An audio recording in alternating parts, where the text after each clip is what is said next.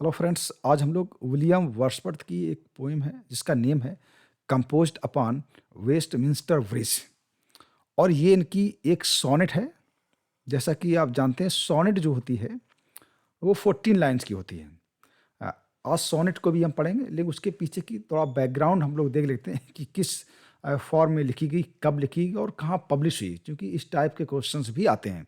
और कौन सा वो सीन था जो इस पोइम में दिखाया गया है, इस पर फोकस किया गया है। तो देखते हैं। पोइम का नेम क्या है? Composed upon Westminster bridge. ये दरअसल ब्रिज जो है ये लंदन में है। ये भी याद रखिए, लंदन में, चूंकि आप जानते हैं थेम्स रिवर है, उसी में एक ब्रिज है जिसका नेम है वेस्टमिंस्टर ब्रिज। ठीक है। और ये लिखी कब गई? सितंबर 3, 1802 में। Is a sonnet. और ये क्या है? एक सोनेट है and written by William Wordsworth. ठीक है, ये सोनेट है and published in a collection title poems in 2 volumes in 1807। ये दरअसल का पोइम्स इन 2 वॉल्यूम्स जो है इनका कलेक्शन ऑफ पोइम है या काव्य संग्रह है, जो कि 1807 में आया था। इसी कलेक्शन में ये पोइम आई थी जिसका नेम है कंपोज्ड अपॉन वेस्टमिंस्टर ब्रिज। रखिएगा।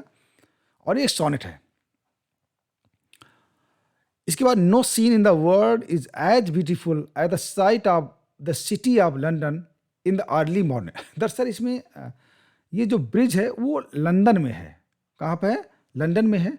और इस पोएम के माध्यम से विलियम वर्ड्सवर्थ ने वेस्ट मिस्टर जो ब्रिज है वहाँ की खूबसूरती को दिखाया। और टाइम क्या है? अर्ली मॉर्निंग, यानी अर्ली मॉर्निंग की खूबसूरती को दिखाया है, कि जो कि वेस्ट मिस्टर ब्रिज में उनको दिखाई पड़ती है। एक सुंदरता दिखाई पड़ती है जिसको पोएम के बाद हम पढ़ेंगे। तो कुल मिलाकर के अर्ली मॉर्निंग टाइम को यहाँ पर दिखाया गया है। इन्होंने कहा ये बहुत ही खूबसूरत टाइम था जिसको उन्होंने अपनी इस पोएम्स के माध्यम से बताया है। तो ये भी आ सकता है कि किस सिटी की बात करते हैं? सिटी ऑफ लंदन की, जहाँ पर एक ब्रिज है जिसका नेम है वेस्टमिंस्टर ब्रिज, जो कि थेम्स रिवर में है। और वहाँ की सुबह के वक्त को, सुबह के टाइम की, सुबह के समय की, टाइम की, मॉर्निंग टाइम की सुंदरता को दिखाया गया है। ये भी आ सकता है, अर्ली मॉर्निंग टाइम को। इसके बाद, the poem is Italian sonnet. एक सोनेट तो है दरअसल। ये इटालियन सोनेट, जैसे आप देखते हैं इटालियन सोनेट, जो कि इटली के पोइट पेट्रॉर्क ने लिखा था। उसका एक अपना अलग लिखने का तरीका है जो अभी मैं आपको बता रहा हूँ। एक शेक्सपियरियन सोनेट होती है, उसका अपना अलग एक तरीका होता है लिखने का। तो यहाँ हम बात करेंगे कि दरअसल विलियम वर्ड्सवर्थ ने जो भी सोनेट लिखी हैं उसमें उन्होंने इटालियन सोनेट को अडॉप्ट किया है, या इटालियन सोनेट के फॉर्म को के हिसाब से ही लिखा है, फॉलो किया उन्होंने। इटालियन फॉर्म ऑफ सोनेट है क्या? तो ये कह सकते हैं the poem is an Italian sonnet. ये इटालियन सोनेट इसलिए है क्योंकि इन्होंने आगे क्लियर करते हैं, इटालियन सोनेट को also known as the Petrarchan sonnet. Italian sonnet को पेट्रार्कन सोनेट के नाम से भी जाना जाता क्यों जाता है? Named after the Italian poet. Italy के एक बड़े फेमस पोइट थे जिनका नेम था फ्रांसिस्को पेट्रार्क। पेट्रार्क नाम से ज़्यादा फेमस है। दरअसल इटली के पोइट थे पेट्रार्क। इन्होंने सोनेट को लिखा था। उनका लिखने का तरीका क्या था? सोनेट 14 लाइन, एक इंपॉर्टेंट सोनेट 14 लाइन, 14 लाइन की ही होती है। और जो इटली के पोइट जो पेट्रार्क ने सोनेट लिखी थी, उसका तरीका था पोएम ब्रोकन इनटू ऑक्टेव। इनकी सोनेट जो थी, ठीक, जो पोएम थी, जो सोनेट थी, उसमें 2 पार्ट थे। एक था ऑक्टेव, इंपॉर्टेंट है ऑक्टेव। ऑक्टेव में 8 लाइन्स थी। ठीक, एक बार, यानी 14 लाइन में से, 14 लाइन में से जो 8 लाइन्स थी उनको इन्होंने ऑक्टेव नाम दिया। इंपॉर्टेंट है, ऑक्टेव दिया। और ये 4 लाइन्स के 2 क्वार्टेंस थे। देखिए आगे, 8 लाइन्स और 2 क्वार्टेंस। 2 क्वार्टेंस यानी कि एक क्वार्टेन 4 लाइन्स का होता है। तो यहाँ पर 2 क्वार्टेन का मतलब है 8 लाइन्स। ठीक है। ये भी पूछा जाता है कि ये इटालियन ऑक्टेव में कितने क्वार्टेंस होते हैं? 2 क्वार्टेन होते हैं, ये भी पूछ सकते हैं।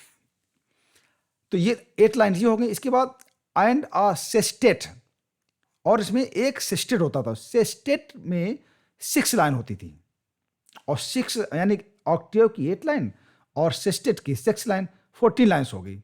ठीक है, 6 लाइन्स और 2 टर्सेट्स। ये जो सेस्टेट में 6 लाइन होती थी, या इसको 2 टर्सेट, टर्सेट मीन्स वो 3 लाइन वर्स, या 3 लाइन को, 3 लाइन्स को हम टर्सेट बोलते हैं। 3 लाइन वर्स जो होती है उसको हम टर्सेट बोलते हैं। तो यानी कि 2 टर्सेट थी, 2 टर्सेट मतलब इसका मतलब 6 लाइन हो गई। एक टर्सेट में 3 लाइन्स होती हैं, और 2 टर्सेट यानी कि 6 लाइन हो गए। तो ये भी पूछ सकते हैं कि सेस्टेट में कितने टर्सेट होते हैं? 2 टर्सेट होते हैं और 6 लाइन होती है। ये निकाल लिखने का एक तरीका। ये जो तरीका अपनाया था, ये इटली के पोइट पेट्रॉर्क ने अपनाया था। इसी को, बिल्कुल सेम फॉर्मेट को इन्होंने अपनाया विलियम वर्ड्सवर्थ ने। एक क्वेश्चन आता है कि जो विलियम वर्ड्सवर्थ ने किस टाइप की सोनेट को लिखा, यानी इटालियन फॉर्म ऑफ सोनेट को इन्होंने अपनाया, उसी टाइप से इन्होंने लिखा था। इसके बाद देखते हैं कि राइम स्कीम क्या होती है, यानी इटालियन सोनेट की राइम स्कीम क्या है। The rhyme scheme for an Italian sonnet is क्या होती, देखिए, A B B A B B A, ये होता है। ये किसका होता है? ऑक्टेव का। ये टाइम हो गई, ठीक है। ये इस तरीके का 2 क्वार्टन हो गए, A B B A B B A. ये जो राइमी स्कीम होती है वो होती ऑक्टेव की, जो 8 लाइन्स होती हैं, बिल्कुल सेम। ये फिक्स, इसमें कोई चेंज नहीं होता है। इटालियन फॉर्म, इटालियन सोनेट की विशेषता है कि ये जो इनका तरीका है, A double B A double B A, ठीक है, ये होता है ऑक्टेव की राइम स्कीम होती है। And either C D E और C D C for the sestet. लेकिन इन्होंने जो सेस्टेट के लिए दिया है, सेस्टेट की राइम स्कीम में से कोई हो सकती है, या तो उसकी सी डी ई होगी, या सी डी ई होगी, और सी डी सी या डी सी डी, इनमें से कोई हो सकता है। यानी कि कह सकते हैं कि सेस्टेट में इनमें से कोई राइम स्कीम हो सकती है, लेकिन जो ऑक्टेव की राइम स्कीम बिल्कुल फिक्स यही रहेगी, A B B A B B A, ठीक है। तो ये इसका इटालियन फॉर्म ऑफ सोनेट आता क्वेश्चन है, इंपॉर्टेंट क्वेश्चन है आपके, सोनेट के रूप में भी आ सकता है। तो यही सोनेट जो फॉर्म उन्होंने अपनाया है विलियम वर्ड्सवर्थ ने, इटालियन फॉर्म ऑफ सोनेट। अब देखते हैं कि कंपोज अपॉन वेस्टमिंस्टर, जिस पोइम को हम पढ़ रहे हैं, देख रहे हैं, इसकी राइम स्कीम क्या है। इसमें राइम स्कीम में इन्होंने अडॉप्ट किया है, ये तो ये फिक्स है, ए बी बी ए, ये फिक्स रहेगा। ये ऑक्टेव में कोई तब्दीली नहीं हो सकती। लेकिन यहाँ पर जो सेस्टेट का जो तरीका है, जो कंपोज्ड अपॉन वेस्टमिंस्टर ब्रिज में जो वर्ड्सवर्थ ने अडॉप्ट किया है, वो क्या है? C D C D. अभी आपको दिखाएंगे, ये राइम स्कीम इसकी है, ये तो कंफर्म बिल्कुल रहेगा। इसमें उन्होंने सी डी सी डी को अडॉप्ट किया है इस पोएम के माध्यम से। इस पोएम में आगे आपको पोएम पढ़ा रहा हूँ, तो ये इसके पीछे कुछ बैकग्राउंड क्वेश्चन इससे भी आते हैं। इस सोनेट में आ सकता है कि किस टाइप का इटालियन फॉर्म ऑफ सोनेट को अडॉप्ट किया है, इससे क्वेश्चन आ सकते हैं। क्योंकि टीजीटी में सिलेबस बहुत कम होता है, तो हम किसी चीज़ को छोड़ने वाले नहीं हैं। अब इसकी पोएम्स को हम पढ़ लेते हैं।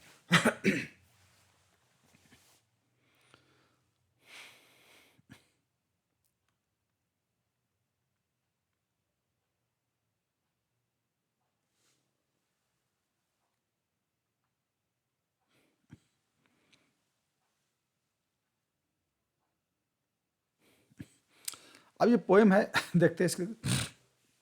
देख, राइम स्कीम की हम पहले ही बात कर लेते हैं। इसमें ये देख, राइम स्कीम है, A B B A B B A C D C D. देखिए जैसे ये फेयर, इसकी राइम ए दे दिया, बाय बी दे दिया, माइजेस्टी, ये बाय माइजेस्टी एक जैसा है, बी हो गया।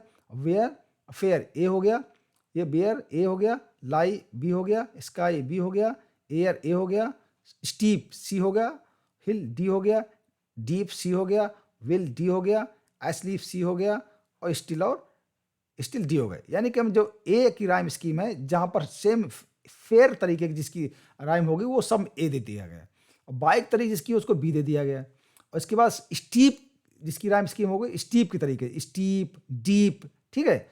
और जैसे डी, हिल, विल, स्टिल, ये सेम राइम स्कीम, यानी डी का मतलब हिल की तरीके, जहाँ पर राइम स्कीम होगी और हिल के तरीके होगा उसको हम डी देंगे। हिल, विल, स्टिल एक जैसी है। इसी में steep, steep, deep and asleep एक सेम राइम स्कीम, तो उनको दे दिया। तो यानी कि कुल मार्क सी डी डी इसकी राइम स्कीम है। जैसे ए सेम राइम स्कीम है। बी आप देखिए बिल्कुल सेम राइम स्कीम। तो ये राइम स्कीम। अब हम देख लेते हैं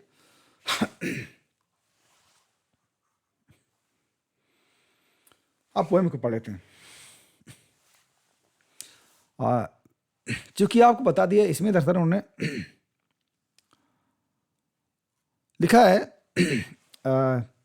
अर्थ हैज नॉट एनीथिंग, इसको आप पूरा पढ़ने, थोड़ा इसमें थोड़ा गड़बड़ी होगी। एनीथिंग लिखा है, earth has not anything to show more fair, यानी कि पृथ्वी पर, पृथ्वी के पास अर्थ हैज ना, विलियम वर्ड्सवर्थ कह रहे हैं, क्योंकि मॉर्निंग टाइम के दृश्य को बता रहे हैं, यानी कह रहे हैं कि earth has not anything to show more fair, सुबह दिखाने के लिए, यानी पृथ्वी के पास, इस पृथ्वी के पास मोर फेयर, इससे अच्छा दिखाने के लिए कुछ भी है ही नहीं। अर्थ हैज नॉट एनीथिंग, पृथ्वी के पास ऐसा कुछ नहीं है टू शो दिखाने के लिए मोर फेयर, यानी कि यहां कह रहे हैं कि वेस्ट मिस्टर ब्रिज का जो मॉर्निंग टाइम का है वो बहुत खूबसूरत है, इससे खूबसूरत दृश्य दिखाने के लिए पृथ्वी के पास कुछ है ही नहीं।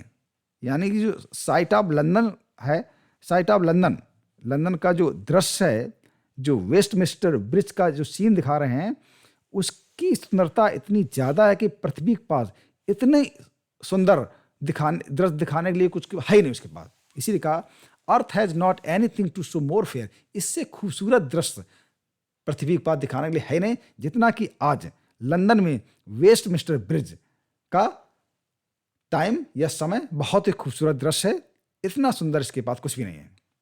और ऐसा दृश्य, वो दृश्य कैसा है, dull would he be of soul, dull would he be of soul, यानी कि उसकी आत्मा बिल्कुल कैसी होगी, डल होगी, यानी बिल्कुल डेड कह सकते हैं, मतलब उसकी आत्मा ही नहीं होगी, यानी कि उसके मतलब उसको सेंस ऑफ ब्यूटी होगी नहीं।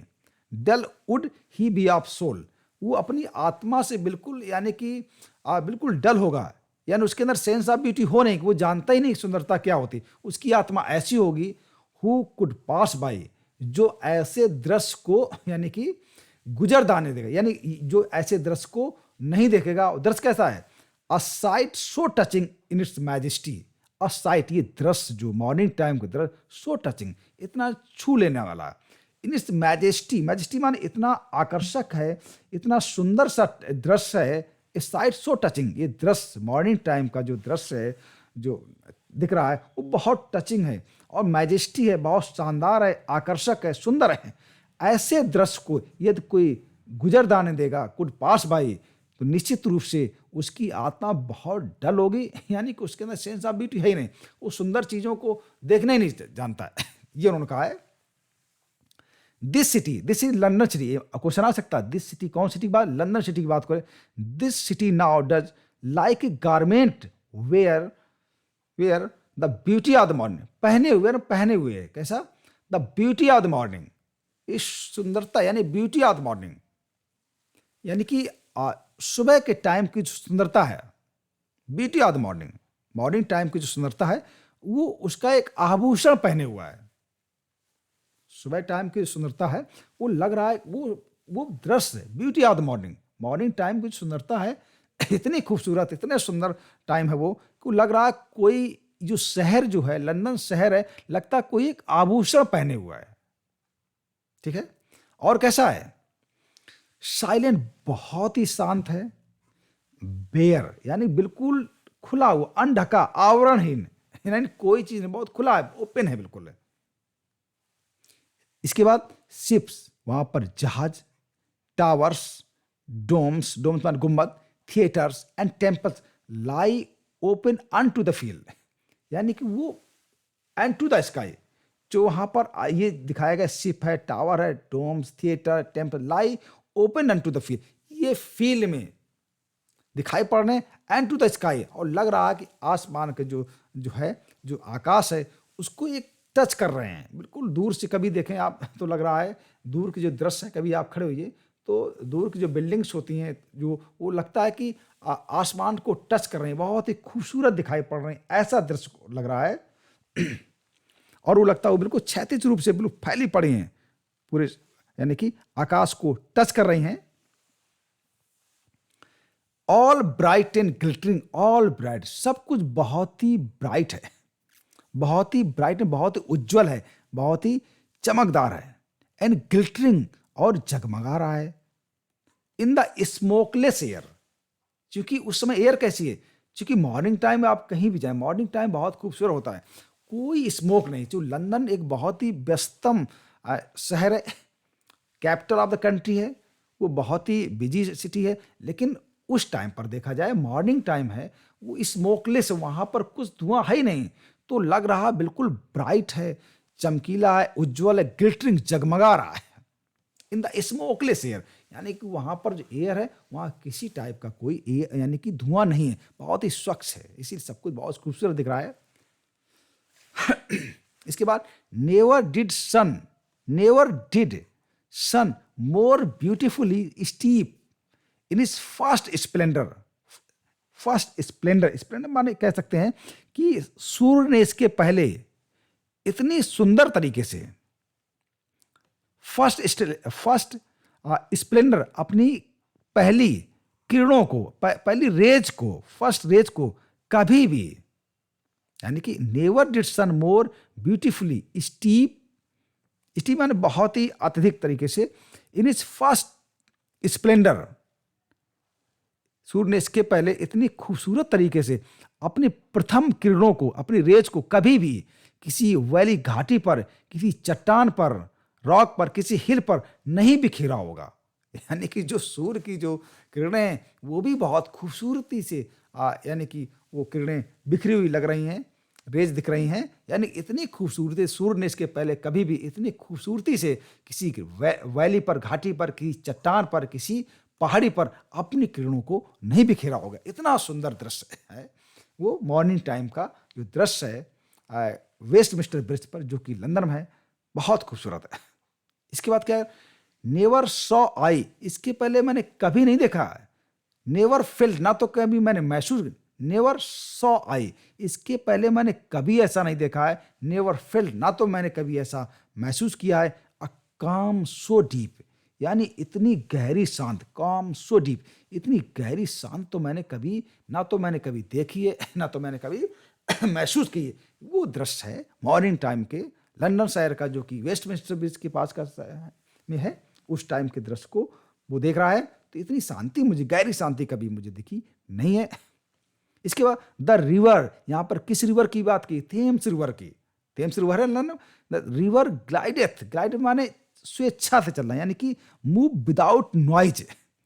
The river glideth at his own sweet will, यानी कि जो रिवर, जो थेम्स रिवर है, आ सकता कौन सी, थेम्स रिवर है, आप लोग जानते हैं लंदन में है। ग्लाइडेथ, ग्लाइड माने मूव करती है, without noise, at his own sweet will, अपनी इच्छा से, स्वीट विल में अपनी इच्छा से। क्योंकि ऐसा क्यों, क्योंकि वो जो शहर है लंदन, जो यानी कि उसमें कई सारे दिन में कई सारे शिप चलते हैं, बोट चलती हैं, कई सारी एक्टिविटीज होती हैं, तो उसमें उथल पुथल होती है। तो यहाँ अब चूंकि मॉर्निंग टाइम है, ना तो वहाँ शिप चल रहा, ना बोट चल रहा, तो अपनी इच्छा, स्वेच्छा से, बिना किसी आवाज के, बहुत शांत तरीके से वो चल रही है। River glideth at his own sweet, अपनी इच्छा से, यानी कोई इंटरफियर नहीं है।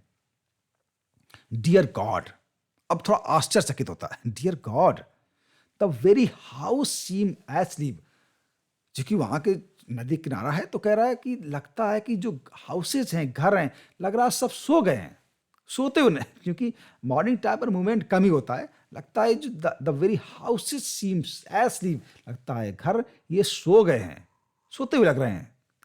And all that mighty heart is lying still, lying still. Mighty, mighty heart इसको कहा है, लंदन को कहा है, यानी कि इसको mighty heart is lying still, यानी कि एक तरीके से उसने लाइंग स्टिल बहुत शांत तरीके से लेटा है, उसने अपना धड़क, यानी कि उस हृदय ने, लंदन रूपी हृदय ने धड़कना बंद कर दिया। लाइंग स्टिल, वो शांत पड़ा है, यानी उसने धड़कना ही बंद कर दिया है। Mighty heart of London has stopped beating, यानी लंदन के हृदय ने यानी कि धड़कना बंद कर दिया है। एंड इट इज लाइंग काम एंड क्वाइट, ये बिल्कुल शांत पूर्वक यानी कि बिल्कुल एक तरीके से लेटा हुआ है, बिल्कुल शांति वहां पर स्थापित है। तो ये कहते हैं माइटी हार्ट, यानी कि इसको माइटी हार्ट इसलिए कहा गया क्योंकि ये एक इनर्जेटिक एक सिटी है और पूरे कंट्री की जो एक्टिविटीज होती हैं यहीं से होती हैं, जो कि वहाँ की वो कैपिटल है, इसी को माइटी हार्ट कहा गया है। इज लाइंग स्टिल, तो बहुत जो इनर्जेटिक है और लगता है बिल्कुल इसने धड़कना ही बंद कर दिया है। तो ये विलियम वर्ड्सवर्थ की बहुत ही इंपॉर्टेंट पोइम है, उसको आप कर पाएंगे, आपने अच्छे से अगर सुना होगा, समझेंगे, देखेंगे तो आप। ये दरअसल इसको देखिए, एनीथिंग, इसको ये हटा दीजिए, ये एनीथिंग है, मैं ऊपर बता रहा हूँ, एनीथिंग है, एनीथिंग, ठीक, इसको ऊपर बता रहा हूँ, एनीथिंग, एक वर्ड अलग अलग हो गया थोड़ा इसमें। तो ये पोइम सब पोइम कुछ ये दरअसल 14 लाइन्स है, इसको आप कोई भी लाइन आ सकती है इसमें, ये छोटी छोटी पोइम्स हैं। और आपके ज़्यादा नहीं, मैं बात करूँ टीजीटी के लिए 15 या 16 पोइम्स मैं पढ़ाता हूँ, उन्हीं में से केवल आपका टिंटन अवे और ऑन इंटीमेशन एम्ब्रॉयडरी वुड, ये 2 पोइम्स हैं, उसमें सभी कुछ पढ़ना पड़ता है, लेकिन उसमें सब नहीं, कुछ लाइन्स को हम उसको भी स्किप कर सकते हैं, लेकिन ये छोटी छोटी पोइम्स हैं, इसको हमें पढ़ना पड़ेगा। टीजीटी एग्जाम करना, क्वालिफाई करना, तो आपको 15-20 पोइम्स को पढ़ना पड़ेगा। इनको आप पढ़ लेंगे तो कोई भी एग्जाम आपसे क्वालिफाई आसानी से हो जाएगा। इतना तो बनता ही, आप इतनी अच्छी खासी जॉब लेने जा रहे हैं, इतना नहीं पढ़ पाते तो थोड़ा मुश्किल है एग्जाम क्वालिफाई करना। Thank you very much. पसंद आए इसको सब्सक्राइब जरूर करिएगा, और सब्सक्राइब करिए, शेयर भी करिए अपने फ्रेंड्स को।